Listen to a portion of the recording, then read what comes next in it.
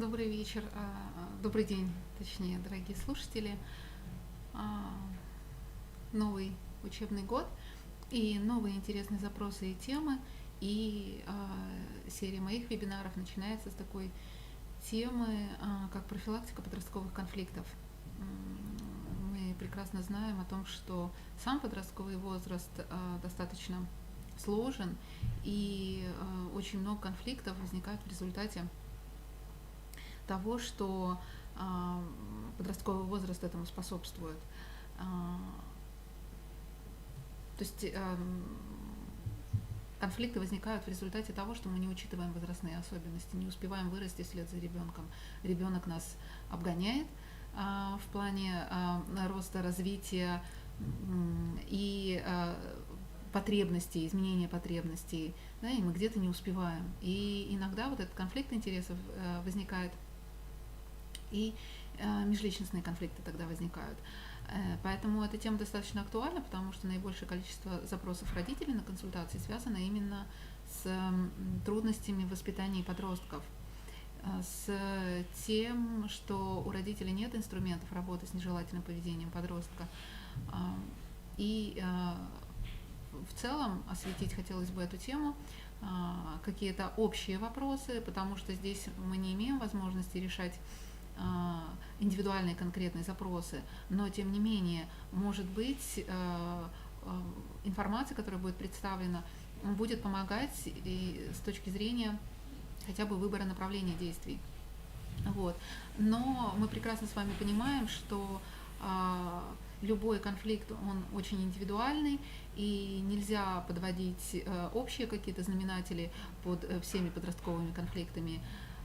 Всегда будет очень трудный, подробный разбор того, что же явилось причиной того или иного конфликта. Вот. Но общие тенденции к профилактике, они будут едины для всех. Вот. В целом, с чего хочется начать, да, это вспомнить о том, что основой любого конфликта является возникновение противоречия. Противоречие может быть и внутренним, и внешним. Внутренние противоречия – это основа внутреннего конфликта, внутриличностного конфликта, который возникает в подростковом возрасте у любого подростка. И это становится причиной того кризиса, который случается, потому что мы прекрасно с вами знаем из возрастной психологии, что стабильные периоды развития сменяются периодами кризисными. И этот кризис необходим для того, чтобы перейти на следующую ступень своего развития. Подростки этот кризис проходят особенно трудно. Много внутренних противоречий возникает в этом возрасте. Иногда они более сглажены, когда внешние противоречия менее выражены, когда среда и условия позволяют подростку пережить эти внутренние противоречия и с опорой и поддержкой выйти на новый уровень развития. Но когда и во внешней среде конфликты, противоречия, которые возникают достаточно серьезно, тогда и внутриличностные конфликты не очень успешно разрешаются и могут затягиваться. Вот внутренние противоречия – это противоречия между своими внутренними «хочу», «надо», то есть желаниями, потребностями, которые возникают у человека, и у подростка тем более, да, когда он начинает понимать, что он хочет ощущать себя взрослым, он хочет, чтобы общество принимало его как партнера, равного, имеющего свое мнение, свою точку зрения, свое мировоззрение, вот, и при этом понимающего, что вряд ли он пока готов к этому. Он даже изнутри это понимает. И то есть это противоречие между желаниями и собственными возможностями. Это основа любого противоречия в кризисный возрастной период. Да? И внешнее противоречие выражается в том, что какие-то особенности подростка не принимаются во внимание окружающими людьми. Это могут быть взрослые люди, которые его окружают, это могут быть сверстники, и поэтому конфликты бывают межличностные и между сверстниками, и между взрослыми подростками. Это наиболее яркие конфликтные моменты, которые происходят в кризисный период. Вот. А внешние противоречия – это противоречия между разными людьми. Они могут быть обусловлены разными потребностями людей, находящихся в одном окружении. Да. Внутри класса это могут быть разные потребности, и трудно договориться. Внутри семьи возникают противоречия, и подросток перестает удовлетворять каким-то ожиданиям родителей, потому что меняются интересы, и родитель может не успевать за сменой интересов подростка. И могут возникать серьезные противоречия, которые могут приводить к конфликту.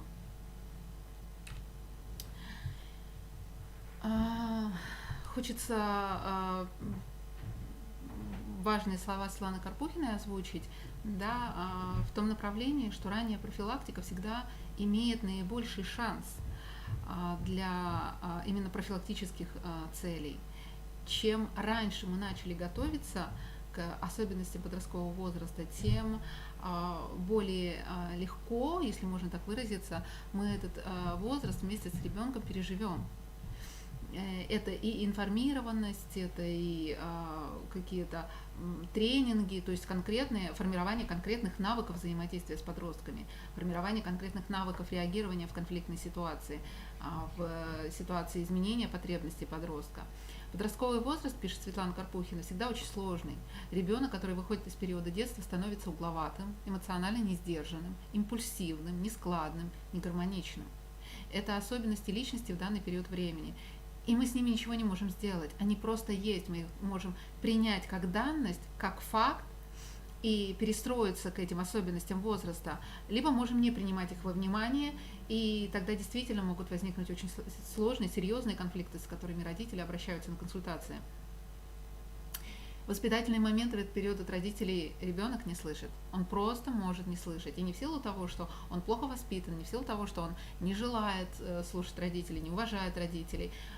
Вообще нужно убрать вот эту связку, когда конфликтный подросток равно не уважает своих родителей. Да? Это вообще может быть не связано никаким образом. Просто свои внутренние конфликты и противоречия он может переживать настолько сильно, что ему крайне трудно еще и внешние какие-то противоречия сглаживать. Да? И от своей боли он может делать больно окружающим. И в этот момент важно поддержать и сказать, что да, я понимаю, как тебе больно. Я понимаю, что периодически ты можешь быть не сдержан, импульсивен, нескладен, у тебя может скакать самооценка. Это нормально, это данность. Мы можем вместе с тобой подумать о том, как с этой данностью быть теперь. Поэтому понятие добра и зла, нравственности и морали надо вкладывать в ребенка гораздо раньше. Это вот как раз про раннюю профилактику. Если вы заметили у подростка симптомы агрессии, вам стоит задуматься о своих собственных проблемах. Что во мне, как в родителе, провоцирует такое поведение? Что я могу изменить в себе, чтобы это повлияло на подростка?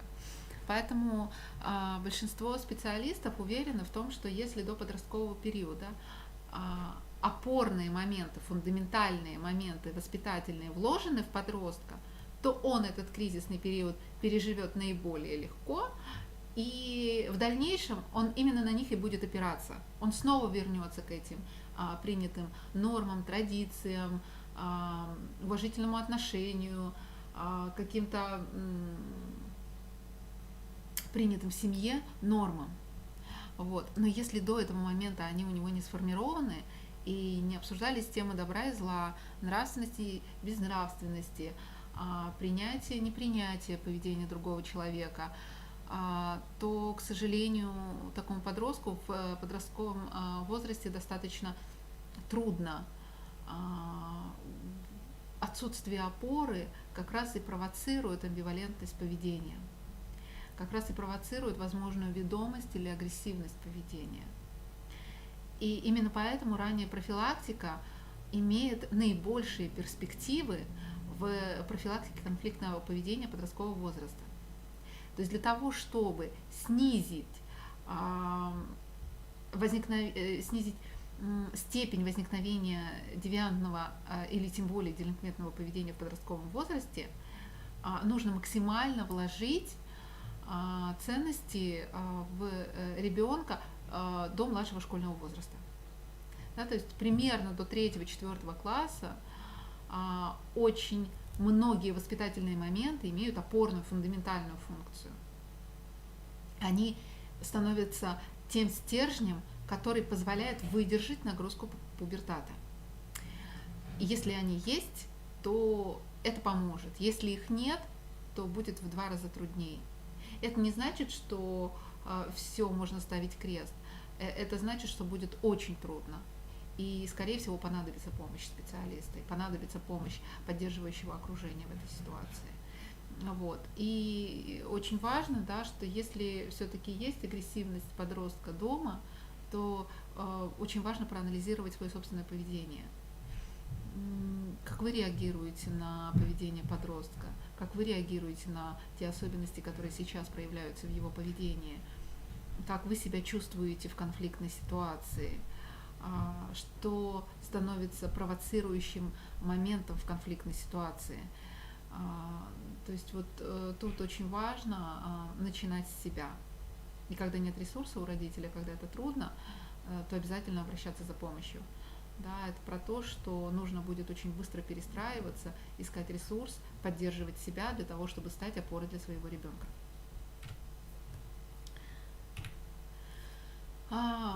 Я думаю, что большинство родителей уже на сегодняшний день достаточно информированы об особенностях воспитания детей и понимают, что агрессивное поведение чаще всего считывается с агрессивного поведения взрослых.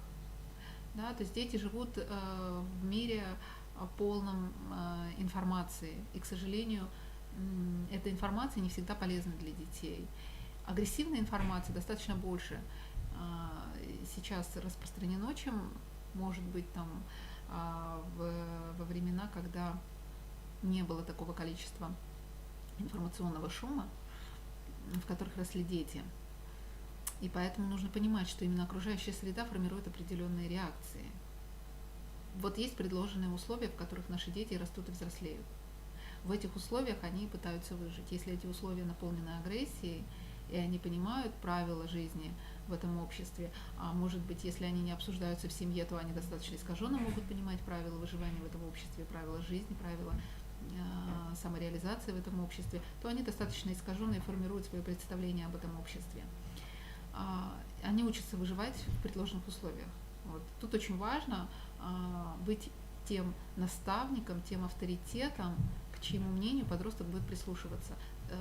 Ребенок сначала, да, если мы говорим о ранней профилактике, а затем и подросток. Власть взрослых может использоваться искаженно. Вот тут очень важно. Агрессия порождается в результате чего-то, то есть должны сложиться определенные условия для того, чтобы агрессия подростка возникла.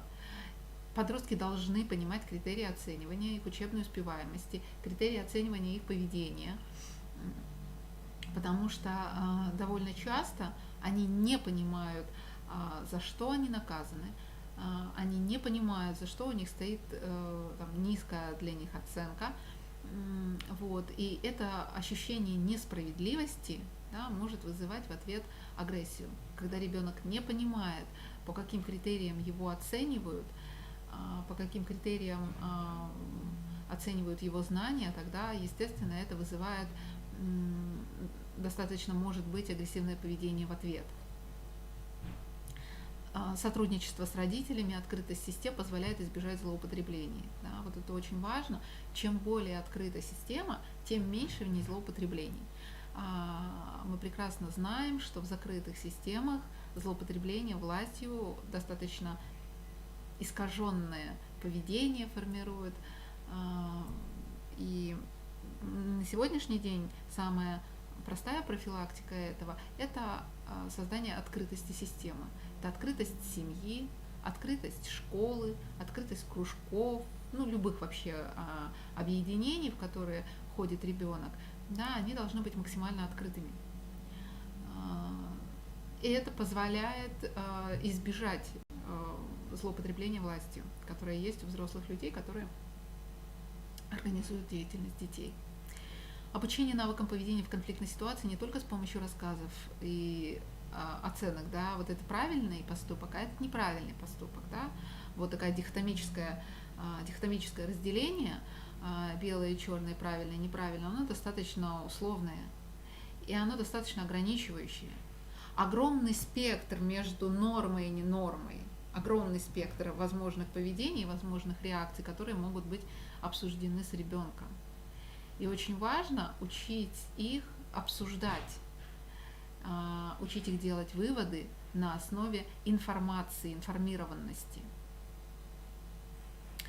Обязательно с помощью тренингов навыков. Да? То есть это не только обсуждение того, что это поведение неправильно, так делать нельзя, да? А как можно, как конкретная ситуация, да, и конкретный навык поведения в этой ситуации.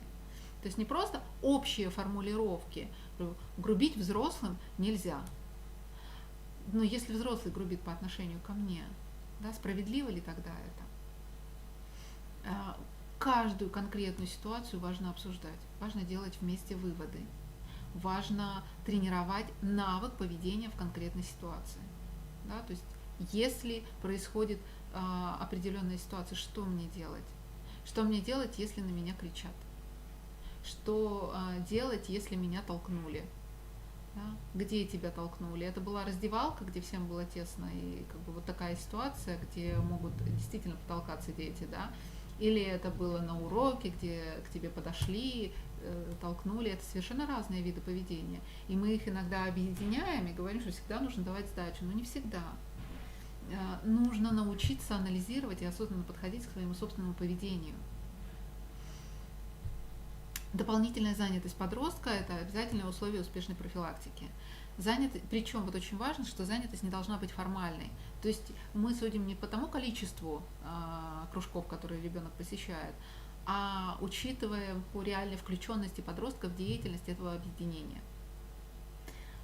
Не просто потому, что он пришел, посидел, попрыгал, мячик попинал, да, а действительно он играет, например, в этот футбол, он болеет за свою команду, он систематически тренируется, выполняя все нормативы и так далее. То есть максимально включен в деятельность того объединения, которое он посещает. И действительно еще не нашли более эффективной профилактики девиантного и делинквентного поведения подростка, помимо дополнительной его занятости. Включенность подростков в заботу – это то, что формирует ответственное и осознанное поведение. Это и наставничество, и шефство, и волонтерство, и совместный разновозрастный досуг, совместные мероприятия, да, то есть максимальная включенность в жизнь взрослых.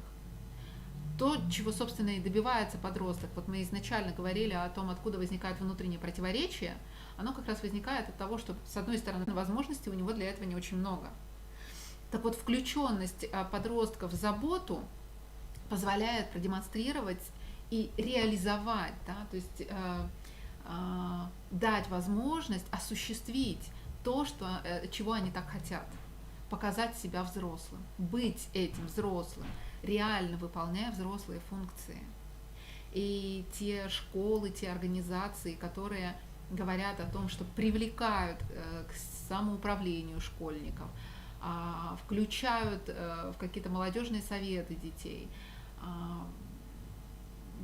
уделяют достаточно много внимания формированию этого процесса участия самих детей в решении вопросов детей, это очень важный момент.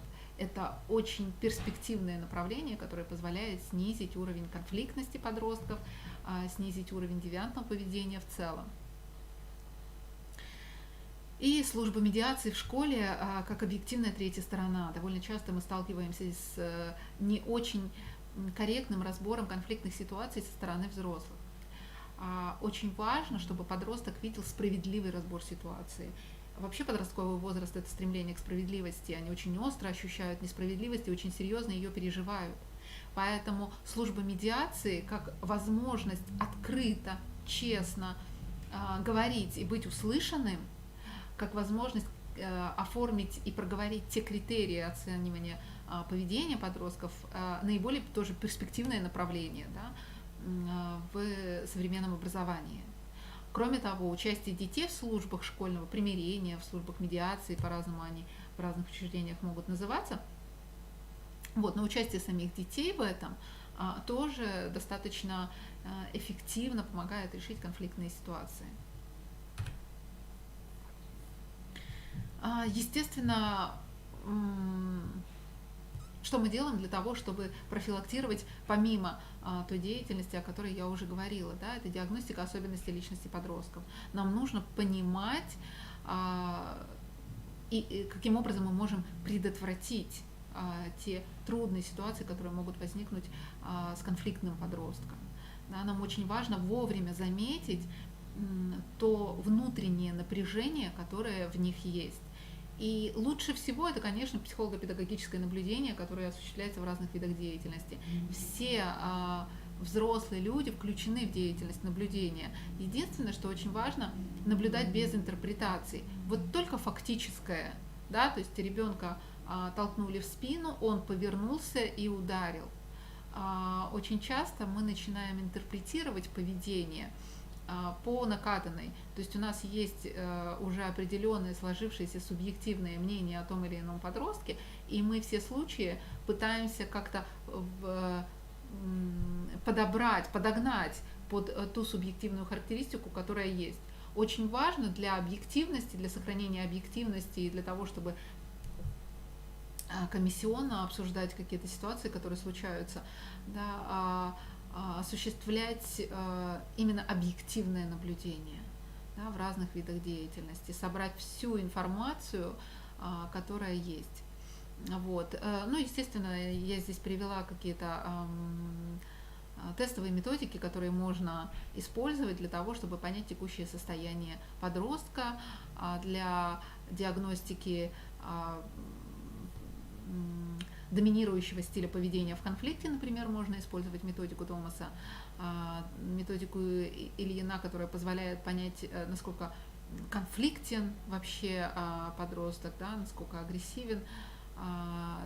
Опросник Баса-Дарки, очень известные тоже инструменты, которые используются психологом для того, чтобы понять текущее состояние подростка. Очень важно, используя те или иные диагностические методики, делать это таким образом, чтобы не ставить диагноза.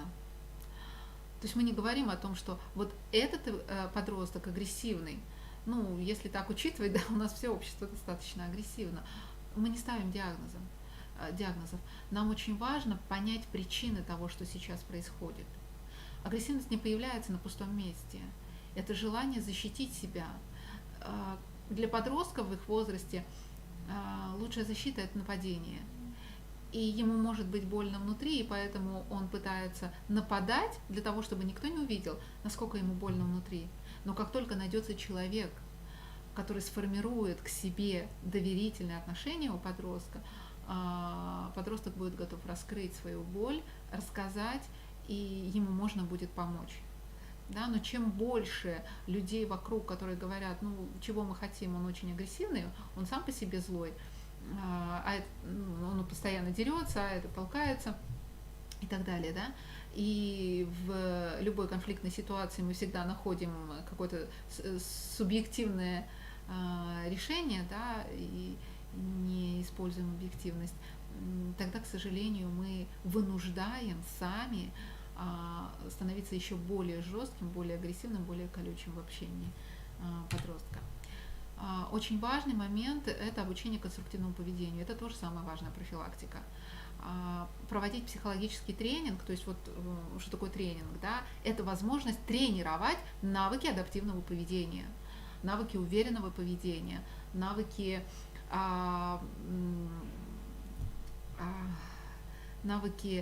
поведения, которые будут профилактировать конфликтную ситуацию, навыки выхода из конфликтной ситуации, навыки сотрудничества, навыки взаимодействия активного. Вот.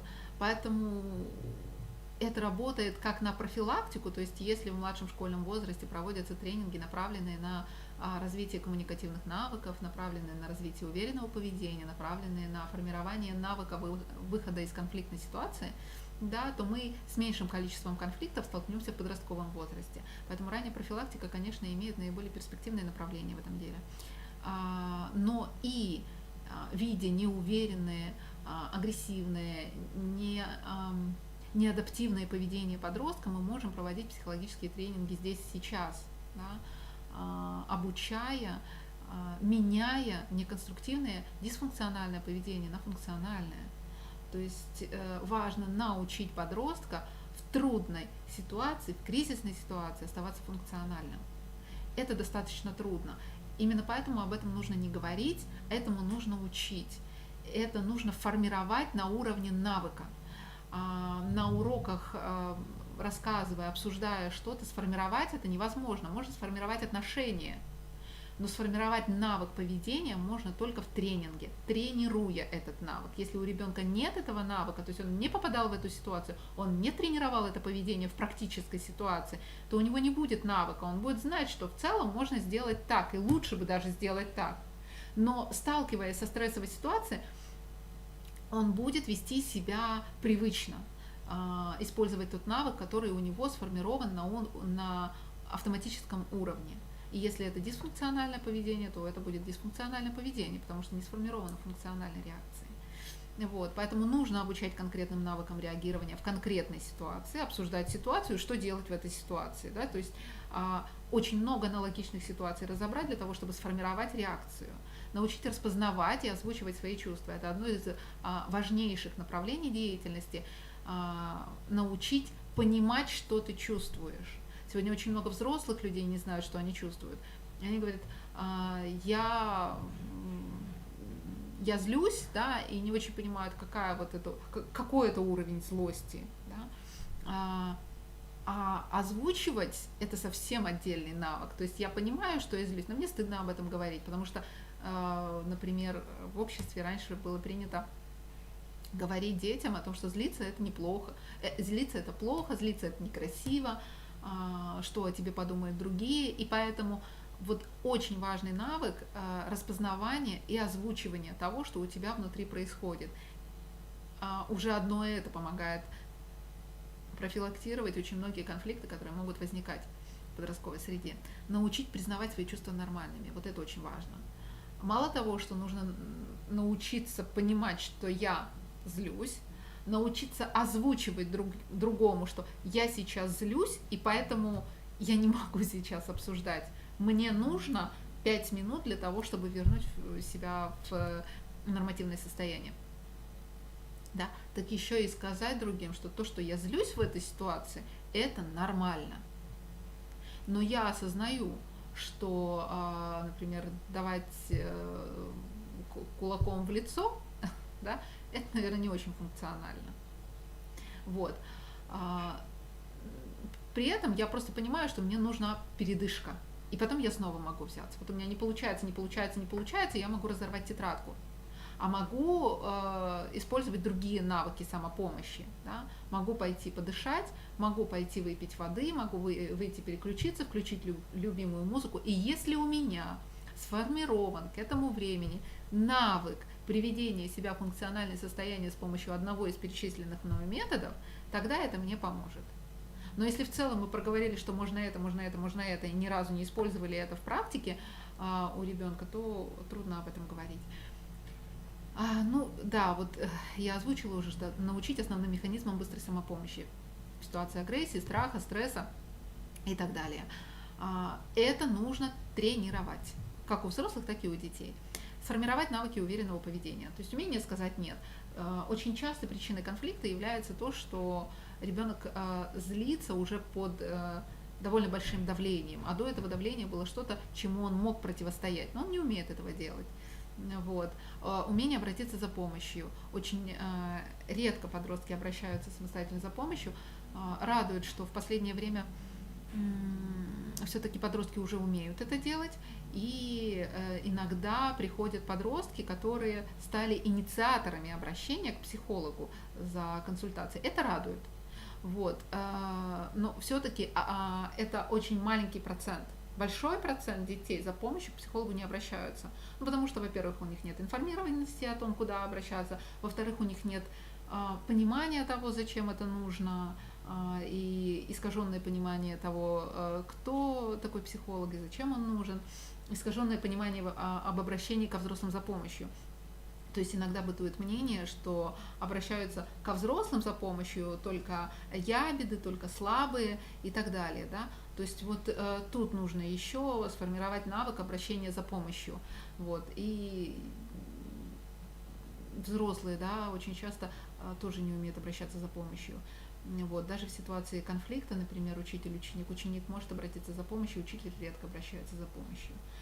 Вот. То есть это тоже считается не очень как бы таким профессиональным, что ли, да, попадать в конфликтные ситуации. Но это нормально, и конфликты могут возникать. И это нормально быть в чем-то некомпетентным. Да? Ну, по-разному бывает. Вот, ну, умение слушать и говорить. Вот умение слушать очень редко сформировано, и умение грамотно донести до другого свою позицию тоже. Вот этому всему в целом, да, конструктивному поведению нужно обучать. Желательно обучать до подросткового возраста, для того, чтобы в подростковом возрасте у ребенка была возможность уже использовать те навыки, которые у него сформированы. Вот. Легче, конечно, предупредить, чем потом уже бить по хвостам. Вот. Но и в подростковом возрасте это тоже перспективно. С подростками мы тоже работаем, проводя тренинговую работу. Вот. Какие еще очень важные навыки? Например, ведение дневника, формирование осознанного поведения. Важно говорить с подростком на любые темы, понимать значимость и ценность тех тем, которые подростки озвучивают. Иногда мы обесцениваем темы, на которые говорит подросток, и мы считаем, да ну ерунда какая, подумаешь, поссорился там с Машей, с Петей, Васей, завтра помиришься, у тебя еще вот этих Маш, Петь, Вась будет много в твоей жизни, и мы тем самым обесценили просьбу ребенка обсудить важную для него тему. Вообще общение – это витальная потребность для подростка, да, и поэтому ему не важно, он еще не очень понимает, что там будет завтра, и у него сегодня проблема с Машей, Петей, Васей, ему сегодня нужно помочь ее решить. Вот, и тут, обесценивая, конечно, мы сами выстраиваем стену между нами и подростком, и это формирует, конечно, конфликтный ответ. Вот. Важно учить подростка предвосхищать последствия своего поведения, потому что вот в этом возрасте созревают те структуры головного мозга, которые отвечают за целеполагание и предвосхищение, то есть способность к антиципации, понимать результат своего поведения завтра, повышать веру подростка в себя и в свои способности, создавать поддерживающее, принимающее окружение, принимать, что общение – это витальная потребность, развиваться и готовиться к сепарации, на что вы готовы потратить эти бесценные дни общения с повзрослевшим сыном или дочерью, о чем они будут вспоминать. Иногда на консультации я привожу такое упражнение. Давайте мы посмотрим с вами, как вы общаетесь со своим сыном или дочерью в последний месяц. Что вам вспоминается в первую очередь? И если ему сегодня 15-16, то через 2-3 года он от вас уйдет. Что он будет вспоминать? Какие взаимоотношения? Что всплывает в памяти в первую очередь? Очень важно иногда это озвучивать, и тут родитель, взаимодействуя с нами, понимает, что его никто не критикует, просто ему помогают осознать то, что он делает. И у подростка тоже очень важно формировать осознанное поведение. Вот дневник – это один из вариантов формирования осознанного поведения. Раньше все вели дневники, сейчас гаджеты как-то сменили вот эти вот письменные дневники. И мы придумали свой дневник, который немножечко упрощает эту схему, потому что очень мало у кого сформирован навык ведения дневника, а это же способ рефлексии, это же способ самоанализа, это то, что помогает каждый день осознавать, а что же ты сделал, для чего ты это сделал. И вот такой дневник невыдуманных историй у нас в центре есть, он служит такой своего рода рабочей тетрадью для работы с подростком, для формирования у него этого навыка осознанности, понимания, что он сегодня сделал, как он сегодня отреагировал, к какому конфликту привело. Вот этот дневник состоит из разных тем, на которые можно говорить с подростком. Есть место для того, чтобы он написал свои мысли по поводу той или иной темы. Их можно обсуждать вместе с родителями, их можно обсуждать вместе с педагогом или психологом. Их можно просто записывать, зарисовывать что-то и начинать понимать себя. И это то, что становится первым шагом к умению рефлексировать, анализировать, подводить итоги прошедшего и планировать будущее. Да, поэтому я считаю, что вообще вот ведение дневника это очень важный такой момент, именно в подростковом возрасте это наиболее популярно. Вот. Очень хочется, чтобы эта история, эта традиция потихонечку возвращалась. Вот. Да. И вот тут очень хочется поделиться еще. Сегодня интернет это возможность не только проводить время впустую, да, но и возможность найти очень много полезной информации. И не нужно сегодня придумывать о том, как же рассказывать детям о своих чувствах. Им можно показать готовые ролики, которые уже есть, и неплохие ролики можно найти. И их можно просто показывать и обсуждать. Зачем нужно рассказывать о злости, как можно рассказывать о злости, зачем озвучивать злость, нормально ли вообще злость. Да, и вот я хочу показать один из таких роликов, который можно использовать в занятиях с детьми для того, чтобы учить их вербализовать свои чувства и не доводить их до конфликтной ситуации. Давайте мы с вами посмотрим.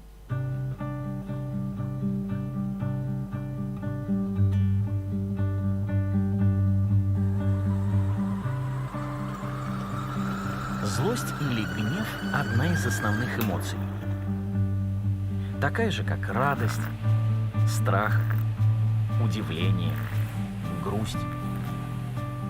Человек может злиться в ситуациях, которые кажутся ему несправедливыми, когда что-то не получается, когда его обижают. Однако злость принято считать чем-то неправильным. Часто можно услышать: «Перестань злиться. Злиться нехорошо. Это злой человек». На самом деле все люди время от времени испытывают злость. Это нормально. Это здоровая реакция на определенные ситуации. Злость помогает преодолевать препятствия, защищаться, двигаться вперед. Но если злость игнорировать или подавлять, рано или поздно ее накопится так много, что она вырвется наружу. Это может случиться неожиданно, в неподходящий момент, и привести к неприятным последствиям. Если идти у злости на поводу, это будет разрушать отношения, станет препятствием для достижения цели, может нанести вред. Если признавать свою злость и уметь контролировать ее, то это чувство станет твоим другом и помощником.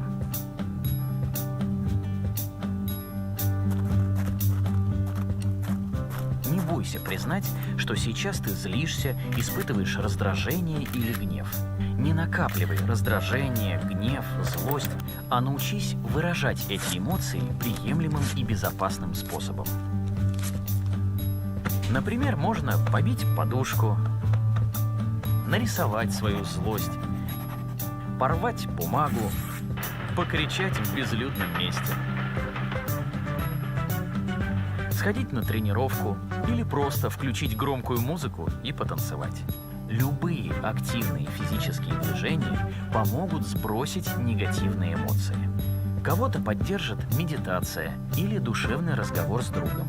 Когда говоришь о своих чувствах, становится легче. Недопустимо делать что-то, что причиняет боль, наносит вред тебе или другим. Помни, испытывать гнев, злость – это нормально. Но важно, чтобы ты сам управлял своей злостью, а не она управляла тобой. Если ты чувствуешь, что не можешь контролировать свои эмоции, обратись за помощью к психологу.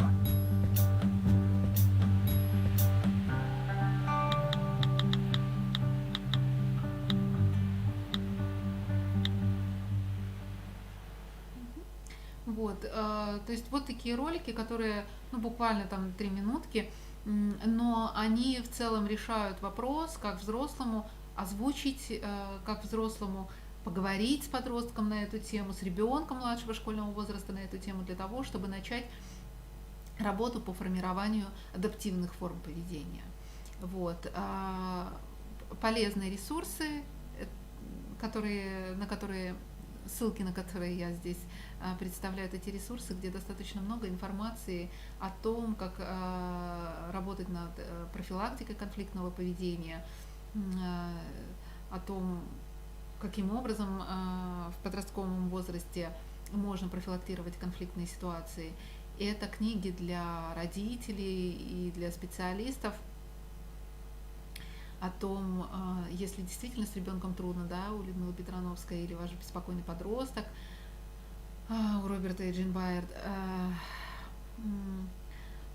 очень много можно говорить о том, как формировать бесконфликтные способы поведения у подростков, желательные способы поведения.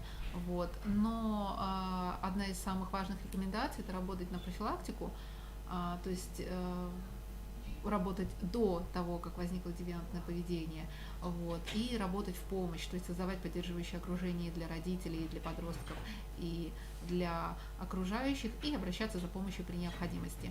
Мы на этом будем с вами завершать. Вы можете присылать вопросы и записываться на консультацию. Всего доброго, до свидания.